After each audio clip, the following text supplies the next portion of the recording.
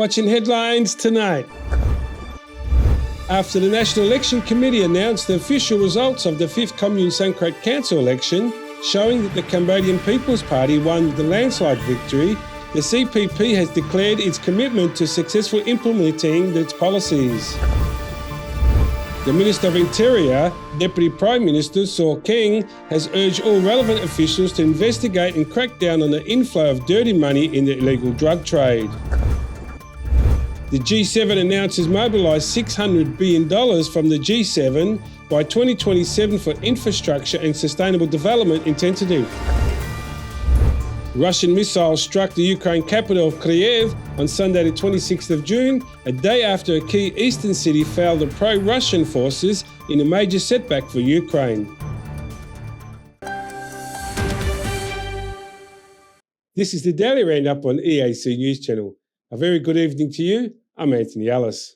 The General Secretary of the Central Committee of the Communist Party of Vietnam, Nguyen Phu Trong, made a phone call to the Prime Minister Hun Sen, the President of the Cambodian People's Party, congratulating the party on its huge victory at the recent Commune Sankrat Council election held on the 5th of June. EAC News reporter Dashana Guchin has the story. In a telephone conversation that lasted over 30 minutes on Monday, 27th June, one day before the celebration of the 71st anniversary of the founding of the CPP, Nguyen Phu Trong directly congratulated Prime Minister Hun Sen on the celebration of this major milestone and anniversary of the CPP. He also congratulated the Prime Minister on the celebration of the 45th anniversary of the Day of Remembrance of the journey to overthrow the Pol Pot genocidal regime on 20th June at the historic military site of Tek Chau Ko Thamar X16. In response, Prime Minister Hun Sen expressed his gratitude to Nguyen Phu Trong and thanked him for calling directly to congratulate the CPP for its 71st anniversary and its major win at the Commune Sankrat Council elections. He further thanked the Vietnamese Communist Party General Secretary and the government of Vietnam for their cooperation in organizing the 45th anniversary of the Day of Remembrance of the road to overthrow the Pol Pot genocidal regime. Prime Minister Hun Sen also congratulated the Vietnamese government for successfully taking measures to prevent the spread of COVID-19, reopening the Vietnamese economy, and maintaining significant economic growth. The two sides agreed to continue promoting cooperation in all fields to allow Cambodia and Vietnam to be stronger and double in growth. Darshana Gauchan, EAC News.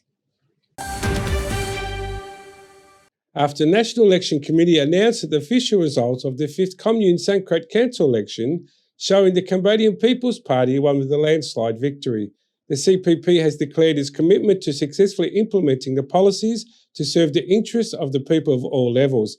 EAC News reporter Dashana Guchin has the story.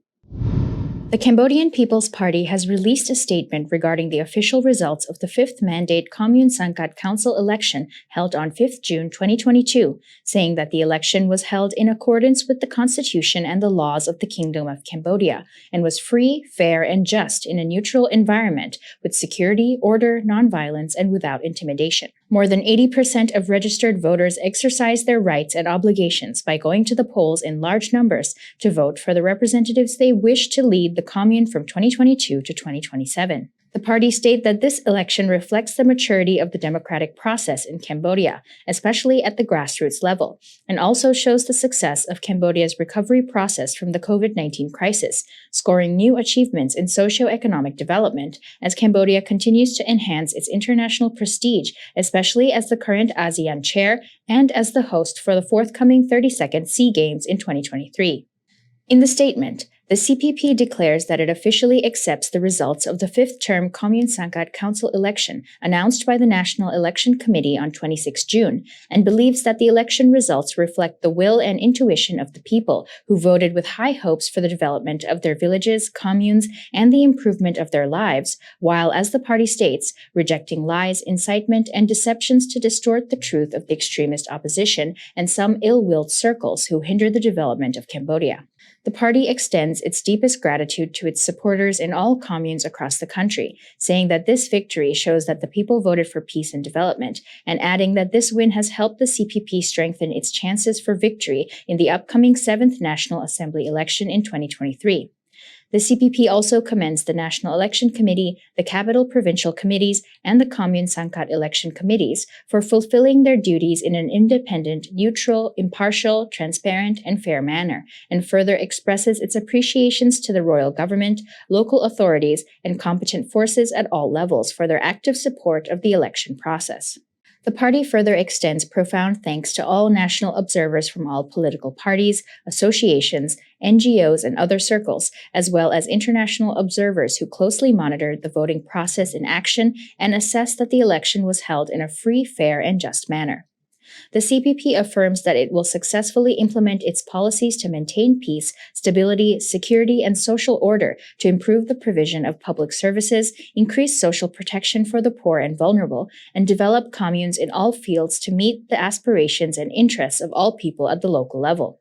The party calls on all citizens, irregardless of which party they support or if they went to vote in the recent election, to continue to unite under the Constitution and under the shadow of His Majesty the King of Cambodia, to uplift solidarity around the royal government led by Prime Minister Hun Sen in order to continue maintaining peace, protecting social achievements, and developing Cambodia towards a bright future.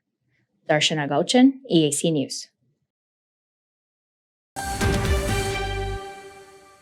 The Minister of Interior, Deputy Prime Minister Saw King, has urged all relevant officials to investigate and crack down on the inflow of dirty money in illegal drug trade so that criminals cannot launder their money and make it clean. The Minister of Interior made this call in order to assist the Cambodian banking sector as the Financial Action Task Force continues to put Cambodia on its grey list. EAC News reporter Deccan Nin has the more details.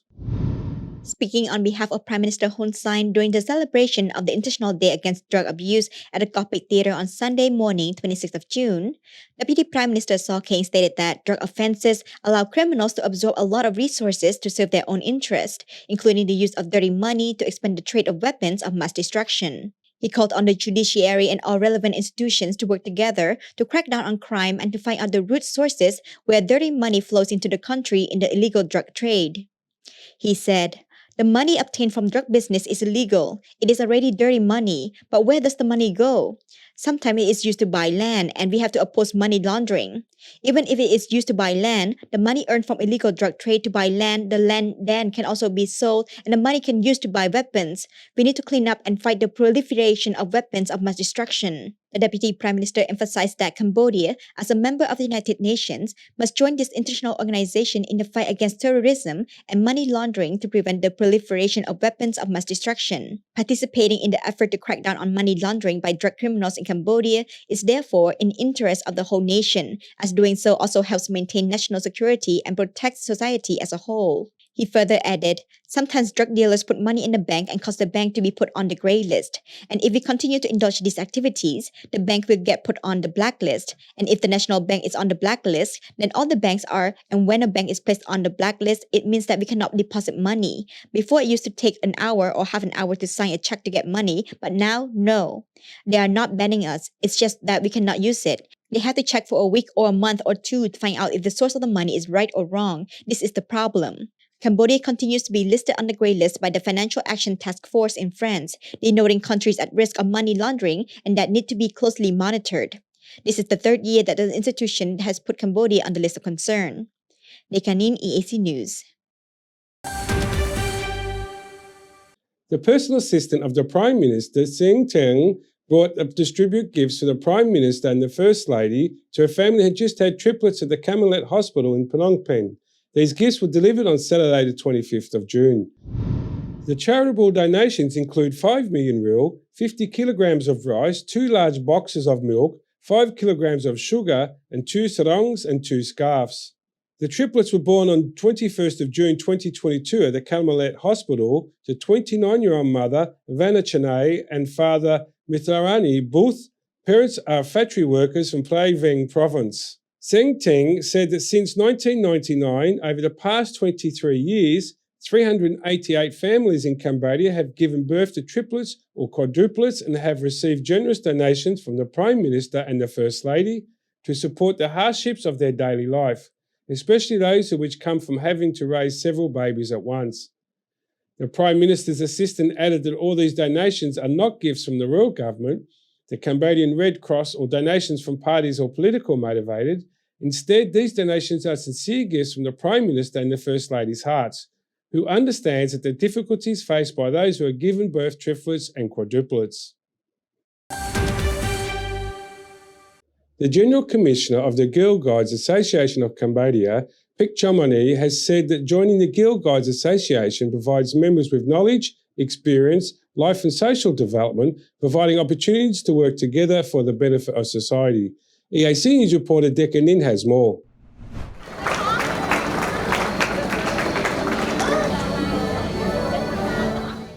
Speaking during a meeting with more than 300 girls at the Cambodian Children's Fund on Sunday morning, Pichan Moni said that the Girls Guide Association of Cambodia pays attention to promoting the values and participation of young girls in social development and also trains girls, boys and all members of the association to lead well as a team and be a good resource for the development of the country. She said, all members are encouraged to be good children, good students, good citizens in accordance with the goals and missions and slogans of the Cambodian Volunteer Force for Girls and Youth. She also stated that girls in the Cambodian Children's Fund will have the opportunity to receive support for their learning, knowledge, experience, studies, and wider life through a network of communication, coordination, and support from the association. Scott Neeson, the founder of the Cambodian Children's Fund, thanked Pichan Moni and the leaders of the Girls Guides Association for taking care of the girls in the organization so that they can develop well in society.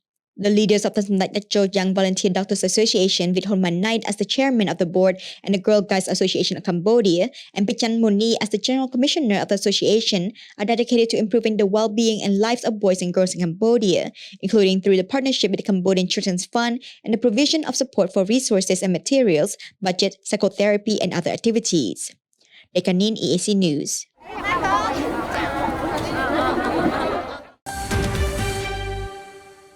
The Minister of Information, Kyo Kanaret, and the Japanese ambassador to Cambodia, Mikiyami Moshiharial, presided over the 9th Robocon Cambodia held at the Royal University of Phnom Penh on Sunday afternoon. EAC News reporter Darshana Guchin has the story. The theme and rules for the 9th Robocon Cambodia were based on the traditional South Indian game of Lagori, as India are the 2022 host of the ABU Robocon. The game involves a ball and a pile of flat stones, so participating teams had to build their robots in accordance with these game rules in mind. 9 teams from 5 schools participated in this year's contest, with 2 teams each sent by Cambodia Academy of Digital Technology, the National Polytechnic Institute of Cambodia, the Institute of Technology of Cambodia, and the National University of Management, and 1 team sent by Camtech University. The CADT-01 team from the Cambodia Academy of Digital Technology won first place at this year's contest and will now be representing Cambodia at the ABU Asia Pacific Robot Contest in August. The National Television of Cambodia and Ministry of Information have organized Robocon Cambodia since 2014. Undergraduate students from all universities and institutions across the country participate in this handmade robot building contest, with the themes and rules of the game changing every year based on those set by the host of the ABU Robocon. Cambodia is also set to host the ABU Robocon next year in August 2023. Darshana Gauchan, EAC News.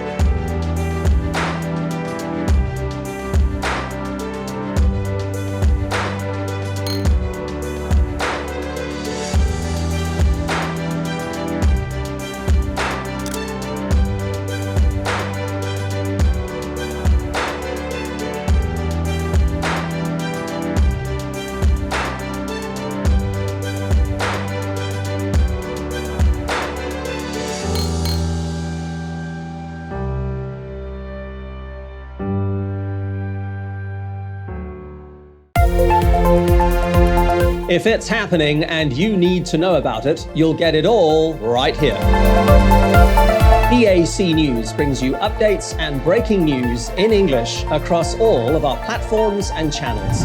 The EAC News app, YouTube, Facebook, Telegram, Twitter, and our website www.eacnews.asia.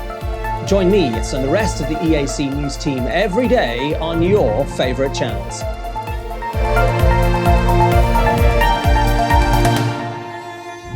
EAC News, Cambodia made clear.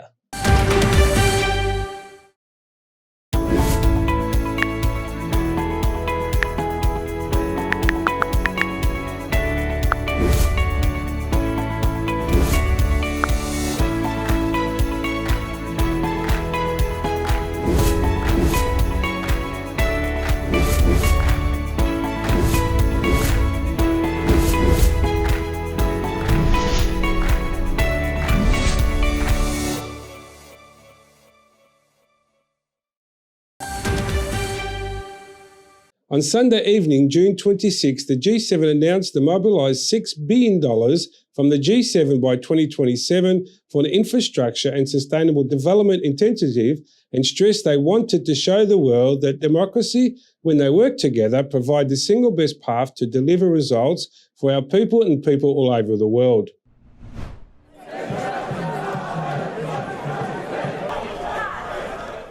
About 4,000 people have protested against the G7 summit on Saturday, according to numbers by the police. The protest took place in Munich, about 100 kilometers away from Schloss Emel, where the summit is due to start on Sunday. Protesters demanded more actions against climate changes, with banners and signs against capitalism and imperialism being held up. During the protest, a small altercation between police and protesters broke out. No injuries were reported. Otherwise, the protest remained peaceful. Leaders of 7 of the world's most advanced economies will meet for 3 days in southern Germany to discuss various issues, with the war in Ukraine and resulting global food insecurity dominating the agenda. The leaders of the G7 group announced an infrastructure and sustainable development initiative. Collectively, we aim to mobilize nearly $600 billion from the G7 by 2027, said US President Joe Biden. These strategic investments are areas of critical to sustainable development and to our shared global stability. Biden said the United States would mobilize $200 billion in grants, federal funds, and private investments over 5 years to support projects in low and middle income countries that help tackle climate change as well as improve global health, gender equity, and digital infrastructure. I want to be clear, this isn't aid or charity. It's an investment that will deliver returns for everyone, Biden said, adding that it would allow countries to see the concrete benefits of partnering with democracies. Europe will mobilize 300 billion euros for the initiative over the same period to build up a sustainable alternative to China's Belt and Road Initiative scheme, which Chinese President Xi Jinping launched in 2013. European Commission President Ursula von der Leyen told the gathering. Russia's vicious attack on Ukraine resulted in soaring prices and cast deep uncertainties, von der Leyen said, particularly in the most fragile countries. These are very severe challenges, she admitted, but this must not and will not divert us away from our affirmative agenda to show the world that democracies, when they work together, provide the single best path to deliver results for our people and people all over the world. The summit takes place from Sunday to Tuesday in the secluded Castle Amol in southern Germany. This year's agenda is dominated by the war in Ukraine and the resulting global food insecurity.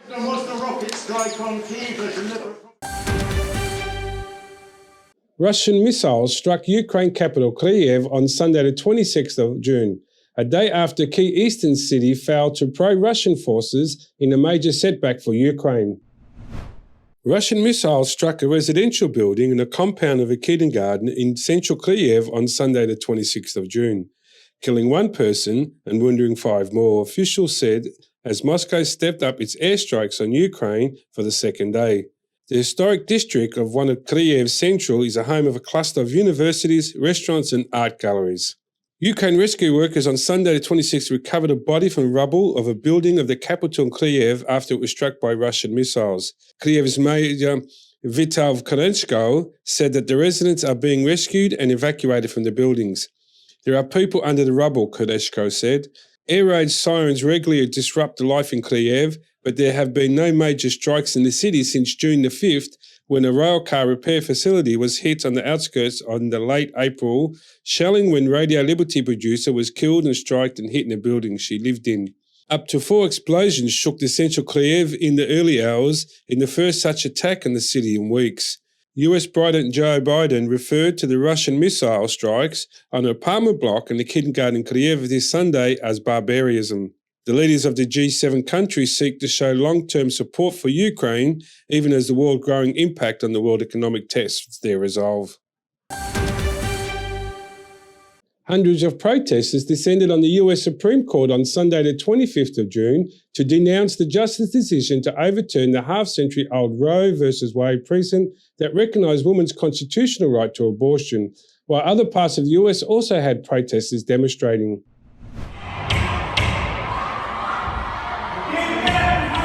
The sweeping ruling by the court with a 6-3 conservative majority was set to alter American life, with nearly half the states considered certain or likely to ban abortion. As the day progressed, the number of demonstrators outside the Supreme Court increased substantially. The fenced-off area in front of the High Court was filled largely with those demanding abortion rights. Opinion polls show a majority of Americans support abortion rights, but overturning Roe has been a goal of anti-abortion activists and Christian conservatives for decades, with annual marches in Washington, including in January of this year. The number of U.S. abortions increased by 8% during the 3 years ending in 2020, reversing a 30-year trend of declining numbers, according to data released on June 15th by the Guttmacher Institute, a research group that supports abortion rights. Globally, abortion rights generally have been increasing. The UN, World Health Organization, said around 73 million abortions take place globally each year, including 29% of all pregnancies. President Joe Biden said the U.S. Supreme Court decision on Friday to overturn the constitutional right to abortion was a sad day that will deny women in America control of their own destiny. It's a sad day for the court and the country, Biden said on Saturday. He added that the White House will monitor how states enforce bans, with administration officials having already signaled they plan to fight attempts to prohibit a pill used for medication abortion. Violent clashes in Los Angeles between police and abortion rights activists 1 day after the United States Supreme Court overturned the landmark Roe v. Wade abortion decision. Abortion rights activists protested outside the Arizona State Senate building on Friday, 24th June, after the U.S. Supreme Court overturned the ruling. A pickup truck drove through a group of protesters at a pro-choice rally in Cedar Rapids, Iowa on Friday, as they were marching towards the Iowa federal courthouse. Cedar Rapids police confirmed one person was injured by contact with a vehicle during the protest. For The Color Purple author Alice Walker, the choice was abortion or taking her own life when attending college in 1965. My first abortion was in college, and it was it was actually a choice between having an abortion and committing suicide. And I was very close to committing suicide. And my classmates saved me. They found an abortionist. They raised the money. They took me there, and they took care of me. And if they had not, I would not be sitting here talking to you.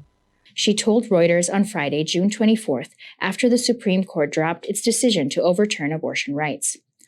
Walker once wrote, "Abortion for many women is more than an experience of suffering beyond anything most men will ever know. It is an act of mercy and an act of self-defense." Asked to unpack her words on the day the 1973 Roe v. Wade decision that legalized abortion got overturned in a 6-3 ruling powered by the Supreme Court's conservative majority, Walker said, "It's an act of mercy for the woman who often has no alternative, that you have a life that's worth protecting so that you are able to contribute to society. So an abortion in that sense is self-defense." Are you serious right now? Dude, I'm just getting a shot.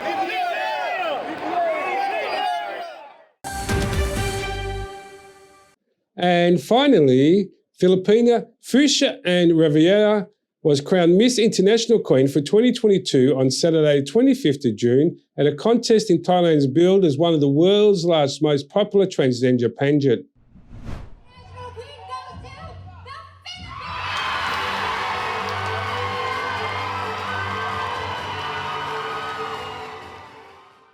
The 27-year-old business owner beat 22 other contestants for the crown, with the second and third place going to contestants from Colombia and France, respectively.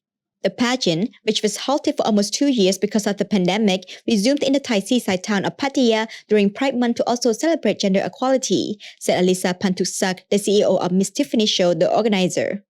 Miss International Queen Cambodia Saifon said that it's important for her to join the competition to stop the discrimination of transgender people. The contest, which brings together transgender people from around the world, was launched over a decade ago to help transgender women feel more accepted by society. Thailand has one of Asia's most open and visible lesbian, gay, bisexual, and transgender communities, adding to its image of tolerance and attraction as a liberal holiday destination for foreign tourists. But activists said Thai laws and institutions have yet to reflect changing social attitudes and still discriminate against LGBT plus people and same-sex couples.